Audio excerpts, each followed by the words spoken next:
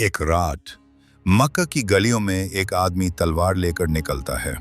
उसका इरादा क्या था? इस्लाम को ख़त्म कर देना।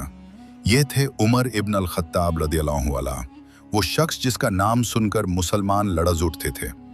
वो सख्त मिजाज, बहादुर और इस्लाम के सबसे बड़े मुखालिफों में से थे। उन दिनों मक्का में मुसलमान कमज़ोर थे, उन पर जुल्म हो रहा था और उमर रदियल्लाहु ने फैसला कर लिया था कि वो नाउज़ुबिल्लाह रसूलुल्लाह सल्लल्लाहु अलैहि वसल्लम को कत्ल कर देंगे। लेकिन अल्लाह का फैसला कुछ और था।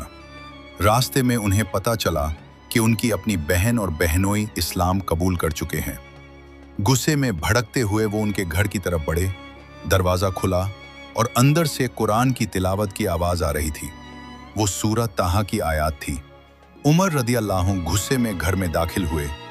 उन्होंने अपने बहनोई को मरा, अपनी बहन को धक्का दिया। लेकिन जब उनकी नज़र उस पर्ची पर पड़ी जिसमें कुरान लिखा था तो उन्होंने कहा, मुझे ये दो। उनकी बहन ने कहा, आप नापाक हैं, पहले गुस्ल कीजिए। उमर रदियल्लाहु ने गुस्ल किया। फिर उन्होंने वो आयत पढ़ी, ताहा, हमने ये कुरान तुम पर इसलिए नाजिल नहीं किया कि तुम मुशक्कत में पड़ जाओ।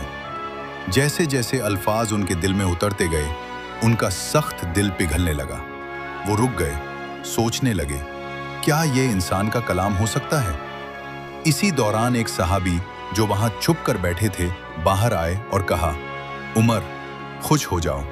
रसूलुल्लाह सल्लल्लाहु अलैहि वसल्लम ने दुआ की थी, या अल्लाह, इस्लाम को उमर इब्न अल-खत्ताब या अबू जहल में से किसी एक के जरिए कुव्वत दे। ये दुआ सही हदीस में मौजूद है। और उस लम्हे उमर रदियल्लाहु ने फैसला कर लिया। वो सीधा दरल अरकम की तरफ चले जहां मुसलमान छुपकर जमा होते थे। सहाबा डर गए, लेकिन रसूलुल्लाह सल्लल्लाहु अलैहि वसल्लम ने इरशाद फरमाया कि दरवाज़ा खोल दो। उमर रदियल्लाहु अन्हु अंदर आए और कहा, अशहदु अन ला इलाहा इल्लल्लाह व अशहदु अन्ना मुहम्मदन रसूलुल्लाह। तकबीर की आवाज़ मक्का की वादियों में गूंज उठी। उस दिन के बाद इस्लाम कमज़ोर नहीं रहा। उमर रदियल्लाहु का इस्लाम लाना हक और बातिल के दरमियां खुली लकीर बन गया। बाद में वहीं उमर रदियल्लाहु इस्लाम के दूसरे खलीफा बने। उनके दौर में अदल का निज़ाम कायम हुआ, फतूहत हुई।